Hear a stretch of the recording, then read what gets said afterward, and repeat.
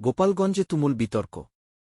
বীর মুক্তিযোদ্ধার বিরুদ্ধে অপপ্রচারের অভিযোগে মানববন্ধন, সত্যমিথ্যার লড়াইয়ে উত্তপ্ত রাজনৈতিক ও সামাজিক অঙ্গন।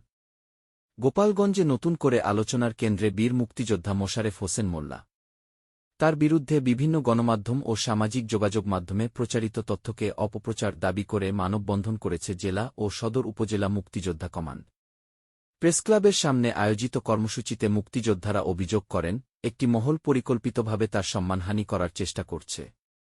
তারা প্রশাসনের কাছে মিথ্যা তথ্য প্রচারকারীদের বিরুদ্ধে ব্যবস্থা নেওয়ার দাবি জানান। তবে প্রশ্ন উঠছে, এটি কি শুধুই একজন মুক্তিযোদ্ধার সম্মান রক্ষার আন্দোলন, নাকি চলমান মুক্তিযোদ্ধা তালিকা যাচাই ও বিতর্কের বড় প্রেক্ষাপটের অংশ?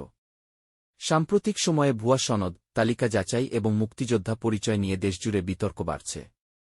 ফলে এই মানববন্ধন শুধু একজন ব্যক্তিকে ঘিরেই নয়, বরং মুক্তিযুদ্ধের ইতিহাস, সম্মান এবং সত্যতা যাচাইয়ের প্রশ্নকেও সামনে নিয়ে এসেছে। এখন সবার নজর প্রশাসনের তদন্ত ও তথ্য যাচাই প্রক্রিয়ার দিকে। সত্য কি, সেটিই সবচেয়ে বড় প্রশ্ন।